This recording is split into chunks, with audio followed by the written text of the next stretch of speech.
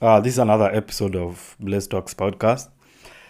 This episode is highly controversial. So, this is a disclaimer. This is for educational purposes only. It should not be taken as health advice. If you are facing these problems or if you want to undergo this procedure, go talk to your physician. This is not this is for educational purposes only. So in the past few weeks, there have been talks about vasectomies on Kenyan tweet on the media. There was an organization that was offering free vasectomies, and the comments were really interesting. And so we saw that we should do an episode on vasectomies. So vasectomies are also known as male sterilization, and the vast difference is cut or are cut and sealed so that the sperm does not gain access from the testicles or from your epididymis towards your urethra when you ejaculate, so that you get anybody pregnant. So we are going to look at the facts, the myths, and maybe the possible side effects, and then we'll close off with our own conclusions. So what are the facts? The facts are that for many people say that vasectomy is the most effective form of birth control, and it's almost 100% effective, like 99.9% effective when it comes to preventing pregnancy. And as compared to other forms of contraceptions, it has low risk of complications, but we will discuss some of these risks that may occur later on in the episode. Also, the procedure is very low cost. As compared to other forms of contraception in the long run. Also, for when in its usage, once you get the vasectomy, there are no other extra steps. You just have sex raw or something of the sort.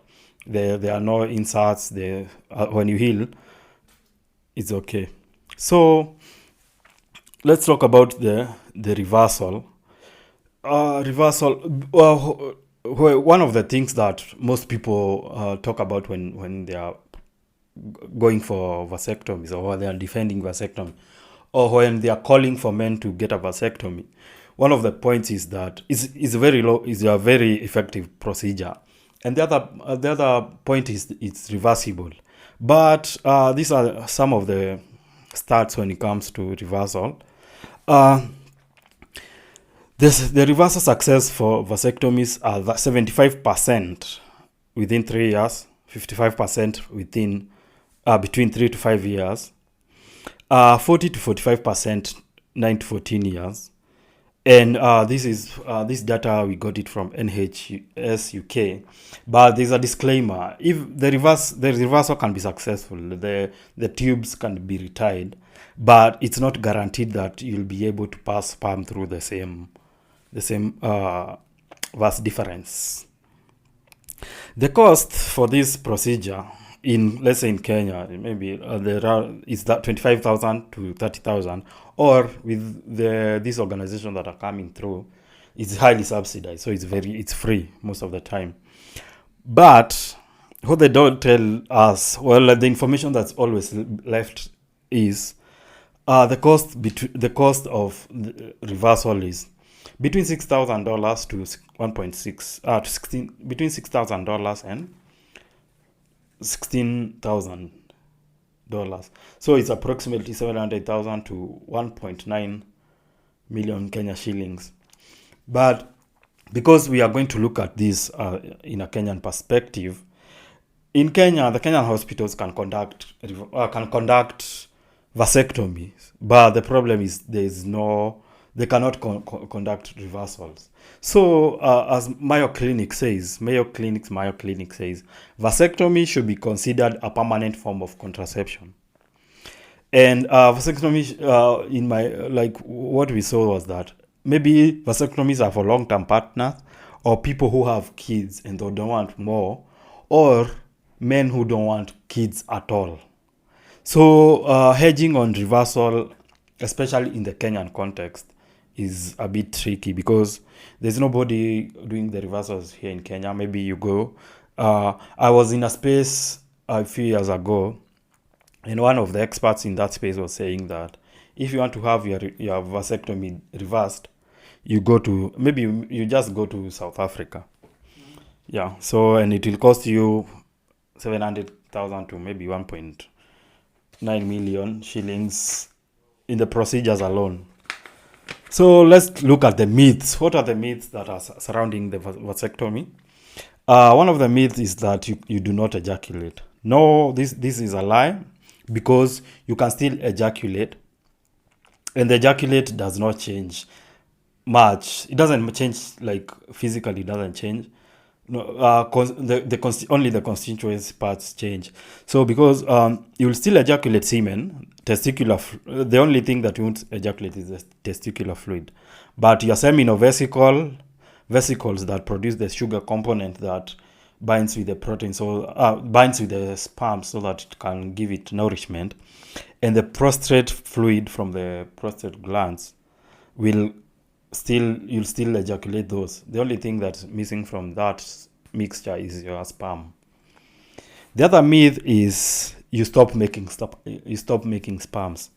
This is a myth, and you still produce sperm, but the sperm is reabsorbed back into your body after a certain period of time.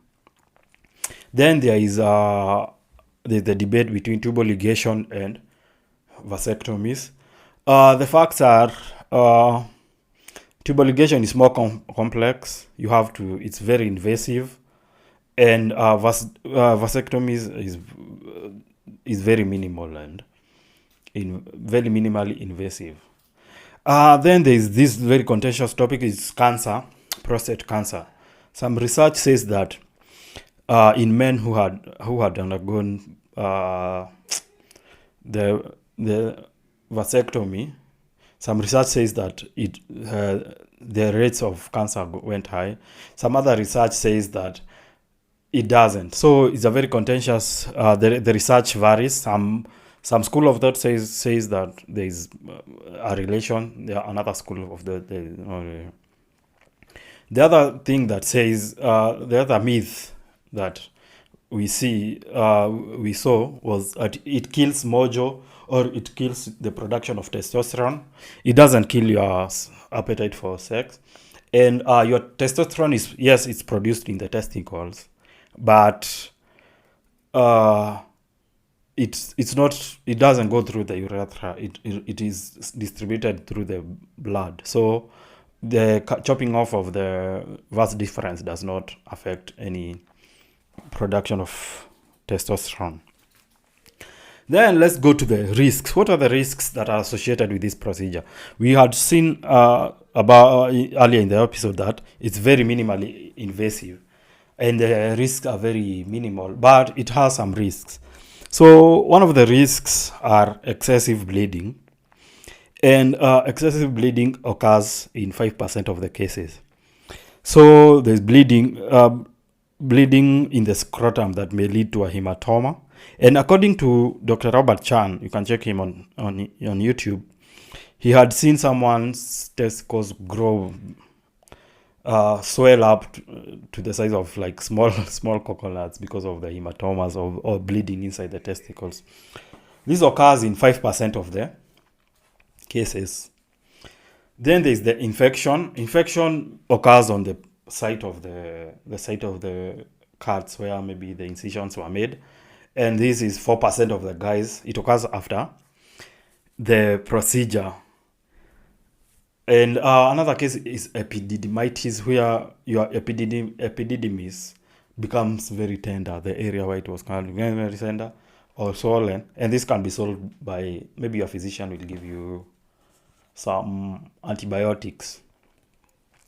Then there's sperm granuloma. So when you cut the vas deferens, maybe there may be sperms in these tubes, and sometimes sperm or the semen will leak into the scrotal tissues, and your body will react by forming by walling off the sperms, so thereby forming some granuloma or some small masses on the scrotum. And most of the time, these small masses are very painful and tender, and you have to use maybe an anti-inflammatory. So when the sperm leaks into the scrotal tissue, it forms those granular nodes on your penis that can be very not on your penis but on your testicles, that can be very painful, and you need maybe an anti-inflammatory drug to maybe alleviate some of that pain. And for some men, some have to go back and get these granulomas removed, those two tiny things that have happened on your scrotum. They can go and get removed. So from Dr. Chan said that in most cases of 15 to 40% of men will experience the granulomas. Then the other risk is post-vasectomy pain syndrome. This is where your epididymis may swell, causing some very chronic scrotal pain, and this may occur in 1% to 15% of men who have undergone the vasectomy may get some of this pain. And the PVPS pain, the post-vasectomy pain syndrome, you can get pain after sex or physical exercise. If you exert a lot, you can get some pain. So in some cases they have to reverse the vasectomy so as to deal with the post-vasectomy pain syndrome. So some experts warned that if you feel that you have scrotal pain before the vasectomies, maybe you've been dealing with scrotal pain before the vasectomy, first deal with that, clear that pain, then go get the vasectomy. Then the other risk, there is uncertainty in relationships. Let's say you got a vasectomy while you were married, then you get divorced, so you'll have to do a reversal so as maybe to get kids with another woman or something of the sort. And this is very common in many relationships. So during that space, some of us we were proposing that vasectomies are for maybe married dudes, married people in long-term relationships. This is not, if you are in short-term relationships and you want to have kids later in life, just wrap it up. Yeah, you don't have to go getting a vasectomy. Experts advise that if you don't want to have kids, you can go for the vasectomy, or if you have enough kids. But if you want to have kids later in life, the choices are very limited for you, because maybe you'll have to freeze your sperm, which it's not effective after some time, or freeze your sperm and do an IVF or something of the sort. So and when I was researching for this topic, I went on Instagram to check on some of the comments that people had, and one of the leading things that people advocate for vasectomy is how reversible they are.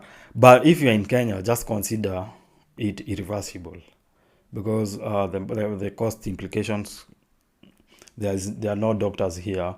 So if you have enough kids, or if you have decided you don't want any more kids, or you don't want kids at all, you can go for it. As we had said earlier, this is for educational purposes only. It should not be taken as health advice, and it should not be taken as if you are facing some of these problems, or if you want to get a vasectomy, go talk to your physician and decide on what's effective for you.